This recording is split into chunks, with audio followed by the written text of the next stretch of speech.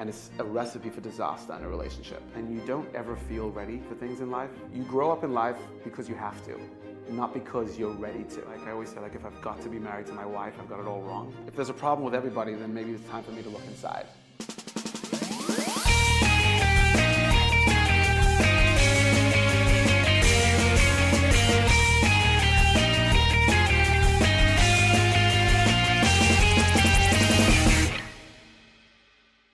I am Rabbi Mendel Simons. My wife and I, Rachey, founded YJP, Young Jewish Professionals. I was very privileged to grow up with a Judaism that my parents gave us that was something we get to do, that was joyful. It's like I always say, if I've got to be married to my wife, I've got it all wrong. So to that degree, we're just constantly looking for creative ways to create experiences that are on another level that people are not used to.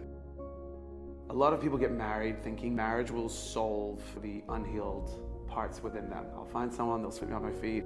The beginning of a relationship is like any drug. It essentially serves as a numbing agent or a distraction from having to feel those things. And then eventually when that drug wears off, as it does after the first 6 to 18 months, let's say, you go right back to having to face whatever's within you that needs to be faced. And so it certainly should not be entered as an answer to problems in your life.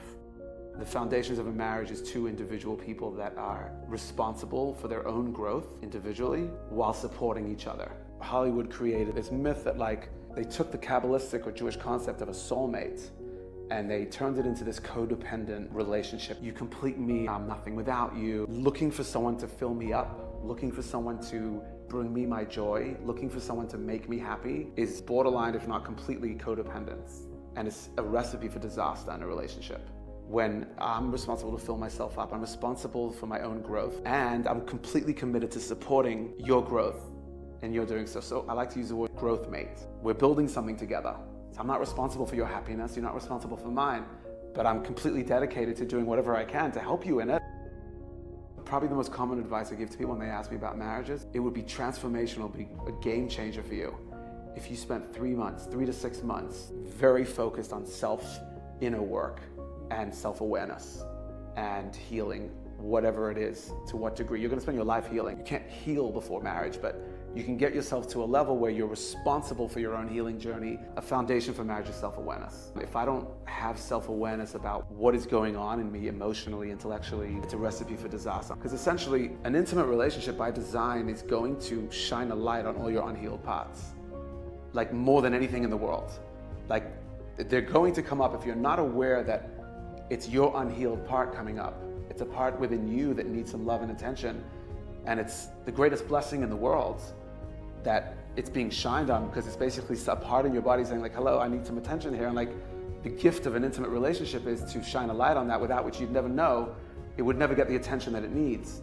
But if I'm not aware of that, I'm gonna blame everyone else but myself for this discomfort, or I'm gonna want to escape it. So I'm gonna put that on you, my spouse, versus how can I take responsibility for what's going on in me and what's coming up for me. Lubavitcher Rebbe said success is found in the struggle to do what's right. And I always think to myself, good luck figuring out where that line is. Good luck figuring out how healed a person should be. If there's always something wrong with the world and there's always something wrong with the people around them, I often talk to people about there's nobody good anymore out there in the world. Sometimes you need to ask yourself, if there's a problem with everybody, then maybe it's time for me to look inside and see, what am I experiencing? I think there's a middle of the road. I think it's definitely too long. People are waiting to feel ready, and you don't ever feel ready for things in life. You grow up in life because you have to, not because you're ready to. People are missing out on critical, priceless years that they could be giving to their spouse, to their children, to raising their children, your youth. My father used to love the line, youth is a wonderful thing, it's a shame it's wasted on the young. So I married a lot of young couples in their 40s and 30s, and it can work, of course, but just giving your best years to your children. We could argue that there's more wisdom later on. We could argue that you grow up a little bit more, but once you go deeper and understand the way the world works, I believe all the mistakes you're going to make as a young person without the so-called wisdom, the wisdom that you're lacking, is by design. Now, that being said, we're not getting married at 15 anymore like one used to. I'm not suggesting that at all. One should experience the world somewhat. One should afford themselves the opportunity to have a deeper understanding of who they are and what they want in their life, and establish what their values are, and then pursue marriage.